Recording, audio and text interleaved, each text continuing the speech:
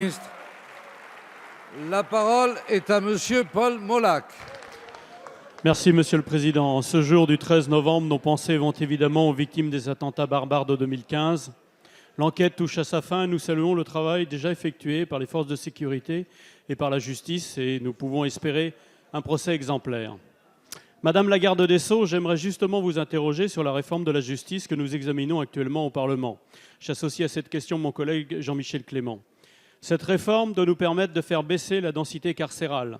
La France a d'ailleurs été rappelée à l'ordre à plusieurs reprises à ce sujet par des instances internationales.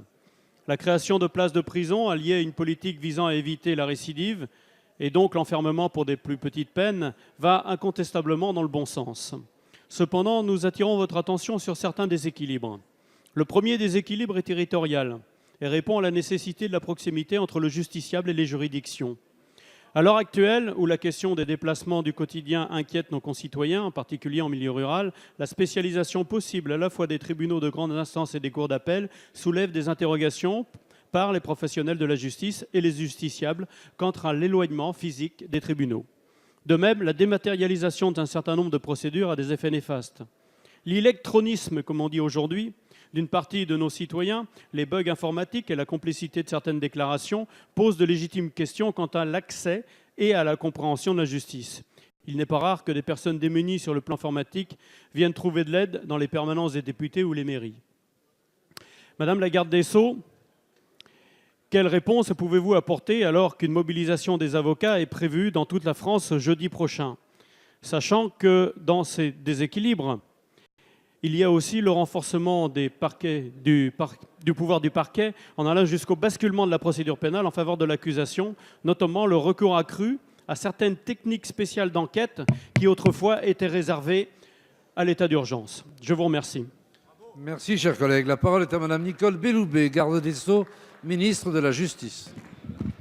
Monsieur le Président, Mesdames les députés, Messieurs les députés, Monsieur le député Molac, vous venez d'aborder des thèmes dont nous avons traité la semaine dernière en commission des lois, dans un climat, je crois, d'écoute et de dialogue dont je tiens ici à remercier l'ensemble des participants, qu'ils soient de la majorité comme de l'opposition, et nous aborderons à nouveau ces thèmes en séance la semaine prochaine.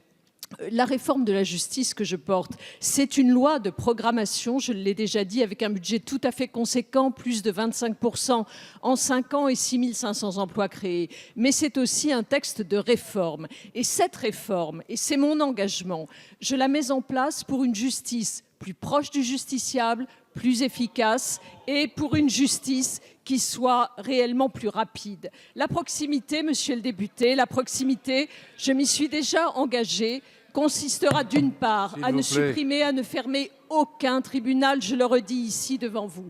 Cela n'exclut pas une réflexion en termes de spécialisation sur des contentieux de grande technicité et de faible volume. Cette spécialisation, messieurs les députés, cette spécialisation, elle viendra de projets du terrain et elle permettra un équilibre entre les différents tribunaux d'un même territoire. Je le réaffirme ici, c'est un équilibre territorial qui sera garanti. La proximité, monsieur le député, je ne crois pas que l'on puisse y opposer la numérisation, car au fond, la numérisation est un outil supplémentaire.